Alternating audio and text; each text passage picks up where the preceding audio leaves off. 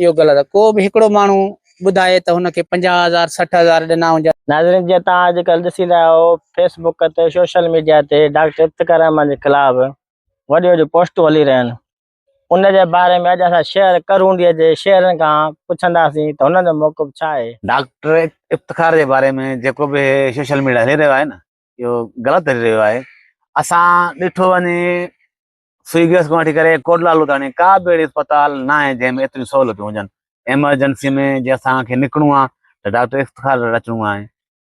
तमामु बहितरीनु माण्हू आहे। राति जो 12 बजे 1 बजे जंहिं महिल दर ते वञ ज़रूरु निकिरी थो अचे, ट्रीटमेंट सां सही थो करे। अहिड़ा खोड़ सारा वाक़िया थी विया आहिनि जंहिंमें असांजी हिन ज़रूरु मदद कई आहे।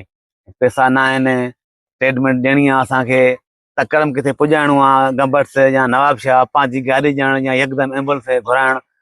बाक़ी जेको हली रहियो आहे तमामु ग़लति हली रहियो आहे। कंहिं छाजे करे हली रहियो आहे, छो हली रहियो आहे, इहा असांखे न आहे ख़बर। ज़रूरु कंहिं शइ जे करे हली रहियो हूंदो। बाक़ी अहिड़ो मसइलो कोन्हे को। डॉक्टर इफ्तिख़ार बहितरीनु माण्हू आहे। वीडियो खे वधि खां वधि शेयर कजो जीअं ॿियनि माण्हुनि ताणी पुॼी सघे, रायो ॾेई सघनि असांखे। कंहिं कमेंट में लिखनि असां ग़लति चयो आहे या सही चयो। असां ॾे त ॿियो बि हिकु दोस्त वेठो आहे, तालका फैज़गंज सिंध मला फोरम जो सदर फौजी गुलाम कादिर मला। असां उन खां मौक़िफ़ वठंदासीं। तव्हां जी गुलाम कादिर मला। अस्सलाम वालेकुम। नाज़रीन, जीअं त डॉक्टर इफ्तिख़ार अहमद जे ख़िलाफ़ सोशल मीडिया ते प्रोपेगेंडो हली रहियो आहे, इहो सरासर ग़लति आहे। डॉक्टर तमामु मौजूद माण्हू आहे, तमामु सुठो माण्हू आहे। हिन जो अमलो बि तमामु सुठो आहे, माण्हुनि जी हेल्प कंदो आहे ऐं डॉक्टर खे हर भर बदनाम कयो थो वञे। ऐं हीउ प्राइवेट इदारो आहे, को सरकारी न आहे। गवर्नमेंट जा माण्हू अलाए छा छा खाई आहे, पंहिंजे सिर पाण क्लिनिक हलाए रहियो आहे। अहिड़ो को मसइलो न आहे। बाक़ी हीउ वीडियो शेयर ॿियनि माण्हुनि खे। जीअं तव्हां मोहम्मद बत्तर शर जी ॻाल्हि ॿुधी, फौजी गुलाम कादिर मला जी ॻाल्हि ॿुधी, असां वटि सोलंकी बिरादरी जो तालुक रखंदड़ मिस्त्री हाकम सोलंकी आहे। उन खां मौक़िफ़ वठंदासीं डॉक्टर जे बारे में। अस्सलाम वालेकुम, बिस्मिल्लाहिर्रहमानिर्रहीम। मुंहिंजा प्यारा दोस्तो, जीअं त तव्हांखे ख़बर आहे त डॉक्टर इफ्तिख़ार अहमद तमामु मौज़ज़ माण्हू ऐं असांजे शहर जो हिकिड़ो मान शान वारो माण्हू आहे। हीअ जेका सोशल मीडिया ते हुन जे बारे में ग़लति अफ़वाहूं ऐं ग़लति ॻाल्हियूं हलाई रहियूं आहिनि, इहो हिकिड़ो सिर्फ़ु हद सां ई साड़ आहे, ॿियो कुझु बि न आहे। हू तमामु ग़रीबनि जी मदद कंदड़ ऐं हुननि जो हमदर्द आहे।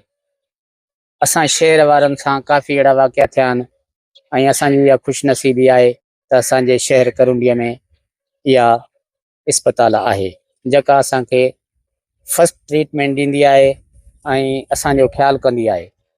हुन जो अमलो चाहे हुन जा मुलाज़िमनि या ख़ुदि पाण डॉक्टर को जहिड़ो तहिड़ो माण्हू न आहे। हिकिड़ो डिग्री होल्डर माण्हू आहे ऐं हुन हमेशह ई ग़रीबनि जी मदद कई आहे। बाक़ी इहे माण्हू अफ़वाहूं हलाए रहिया आहिनि त डॉक्टर अहमद इफ्तिख़ार अहमद, इहो ग़लति आहे। को बि हिकिड़ो माण्हू ॿुधाए त हुनखे 50,000 60,000 ॾिना हुजनि, 50,000 थींदो आहे त हुन ग़रीब खे 20,000 ॾींदा आहिनि, 10,000 ॾींदा आहिनि। हू ग़रीब सम्झी हुननि जी मदद कंदो आहे ऐं असां शहर वारनि लाइ इहा ख़ुशनसीबी आहे जो असांजे शहर में डॉक्टर इफ्तिख़ार अहमद जहिड़ो माण्हू आहे ऐं असांजे बचनि जो ख़्यालु कंदो आहे, असांजो ख़्यालु कंदो आहे ऐं शहर जी इहा ख़ुशनसीबी आहे।